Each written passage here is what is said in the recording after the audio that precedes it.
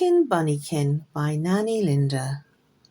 Little Bumkin Bunnykin set off on his morning hop, searching for his breakfast with his brother Bugsy Bob.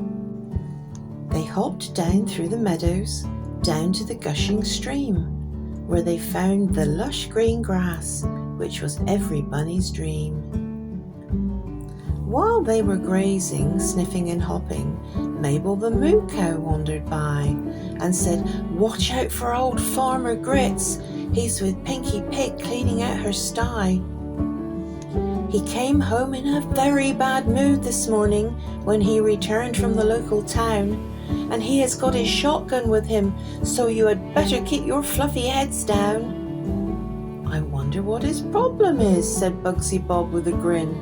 "Well, there's a rumour," Mabel whispered to the boys, "that old Gritsy's bank account looks grim." Brothers both looked at one another, twitching their noses, and decided to run and hide, as they didn't want to end up on Farmer Grit's supper table as a bunny and potato pie. As the brothers raced back to their burrow, dark black clouds gathered in the sky, and the rain started to beat down into the meadows as the wind was whipping by. Bugsy Bob reached the burrow first, as Bumkin had stopped for a dandelion munch, and a huge long streak of lightning hit him with a powerful electric punch. Bumkin felt himself slowly rising up to the hereafter, of that he had no doubt, passing through to a beautiful celestial sphere where all the angels were floating about. An angel with a white glowing aura held Bumkin Bunnykin safely in the crook of her arm and kissed his little fluffy head, which made him feel safe and warm. "Poor little bunny wunny," the angel said as she smoothed him with her comforting brilliant white light. "I hope your head doesn't hurt too much. You have had a very nasty fright." Bumkin Bunnykin smiled and looked into the most beautiful eyes that he had ever seen, and he knew he was in the arms of Ariel, an angel most serene. "Have I died and gone to heaven?" Bumkin whispered with a tear in his eye. "Oh no," Angel Ariel told him. "You are just resting from the lightning strike. You are already home, little Bumkin. You are in your burrow safe and warm, and your brother Bugsy Bob carried you to safety from the storm."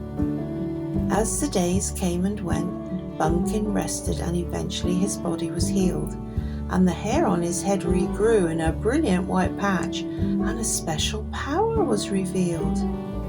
Bumkin appeared to have an awareness and knowledge of things that he shouldn't know, and the patch on his head would glisten and sometimes even glow. Word travelled throughout the warren and even further afield, and tales were told and stories written by the afflicted who had been healed. One of Bumkin's newest powers was that he could produce rosy pink sweet-smelling parps, and if he really concentrated, he could shape them into little hearts. At night, he could make his front teeth glow by chomping his jaws together, and was a real-life guiding light when travelling in the dark and in really unpleasant weather. He also had a special power of attracting all the pretty young does, which angered some of the local bucks, and his popularity got right up their nose. Bumkin was given his own burrow and protected by his family because of his exceptional gifts. And when other bunnies visited asking for his assistance, his support was reliable and swift. For many years, Bumkin Bunnykin was a saviour to one and all, sometimes even helping other animals when he received a special call. He was outliving all of his family and friends who had long since crossed over Hoppity Hill, but Bumkin hadn't appeared to age at all, looking and feeling even younger still. He was now supported by his grandchildren, many generations down the line, and he still received daily requests for his legendary skills and never denied his time. Bumkin Bunnykin was feeling the strain of outliving new family members and friends that he had made, and he was beginning to wish the Angel Ariel would come and collect him so he could relax in the Hoppity Hill glade. He would sit outside when there were storms, hoping the lightning would strike him again.